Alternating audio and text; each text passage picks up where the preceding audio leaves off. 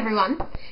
So today I have kind of a mini haul / review for you all.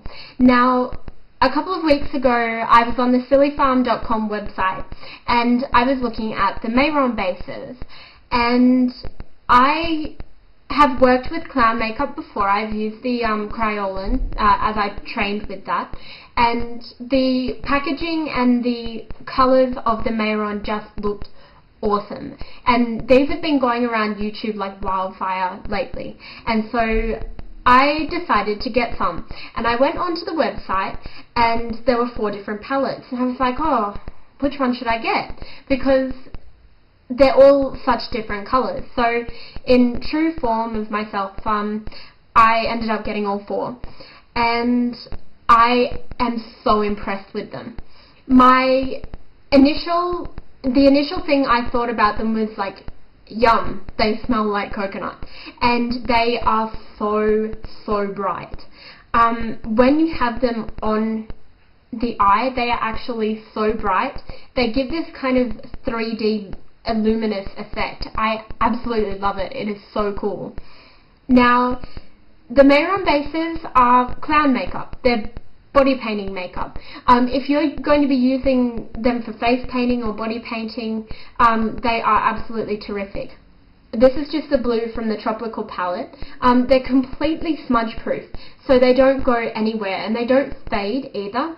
So they're not going to move around or fade on you, or go all funny looking by the end of the day, and they don't flake either. Like, you can scratch over the top of them and it doesn't do much. Now, to begin with, I got the metallic palette.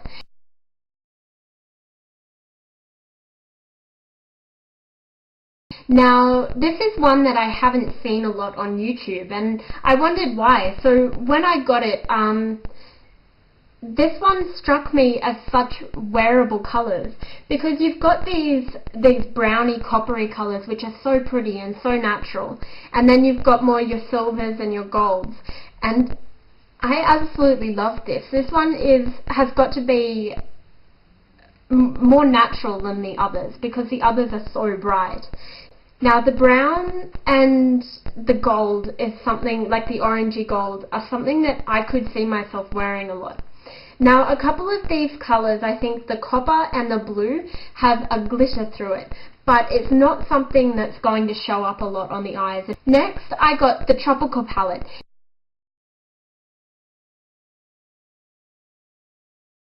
Now, if you love bright colours, this is a must-have. See that blue there? It comes out just as vibrant on the skin as it is in the pan, and all of these are just so bright. I absolutely love these. The mango is so pretty, and also the bright green. If you mix that, you can mix these colours, so you can take something from the metallic palette and mix it with something from the Tropical palette with no problems. And I really like this palette. This one has all your kind of basic bright colours. It reminds me of a tropical bird, really. And then we have the basic palette.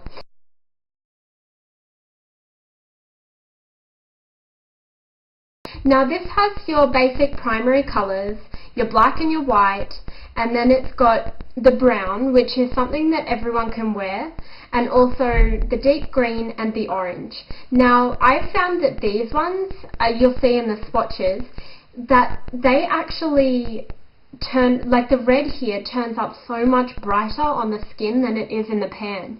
So these ones are actually quite misleading if you haven't seen swatches.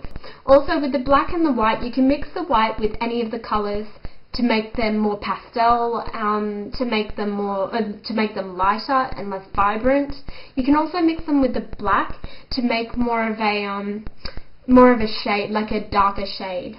And then last but definitely not least, I have the pastel palette.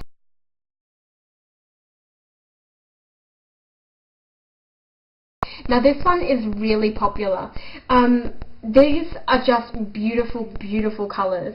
This brown is one of the more wearable colours in all of the palettes because it is so neutral, and it's just something you can layer under your darker eyeshadows to make them really pop.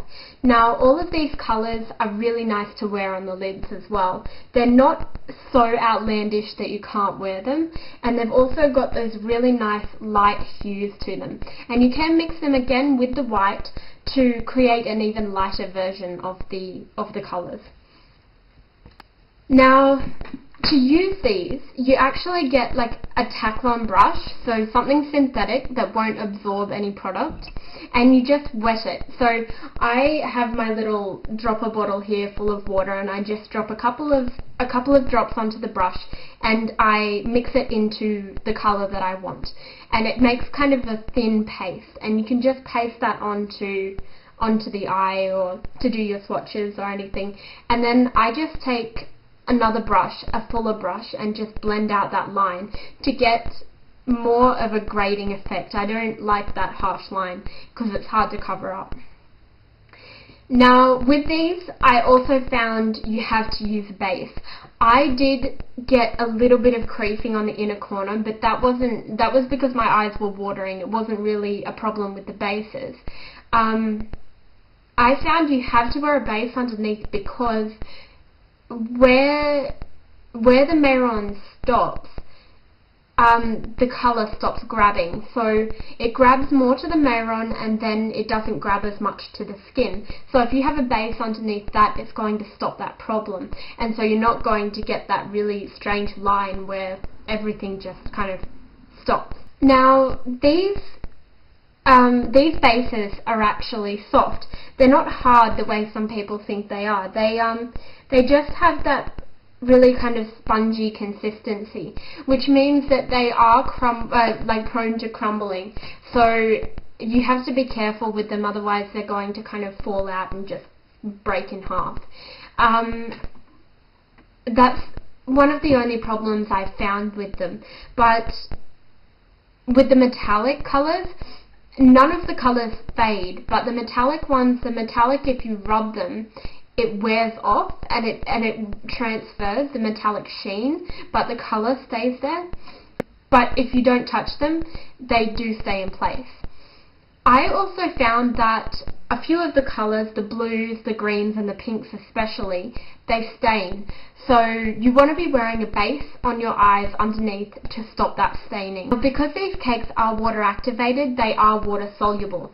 So they're not going to stay put if you're crying, or if you're stuck in the rain, or if you're going to get wet. They're, the Prescriptives Moonbeam eyeshadows are great for that. But these ones are more for that really vibrant colour, not for being waterproof. But if you use a waterproof mixing medium with them, they're going to be more water resistant. But I don't recommend putting the mixing medium onto the pan. I recommend scraping some of the colour off, not to ruin the pan. But they are great and crease resistant without the water, without a mixing medium and just with water. So I really like these, and I'll upload a couple of looks using these just to show you how to apply them and how they look when they're on. So I hope you enjoyed this, and I hope it was useful, and I'll talk to you guys later. Bye. Cause she walk like a boss, talk like a boss, manicure and nails, just set the pedicure off.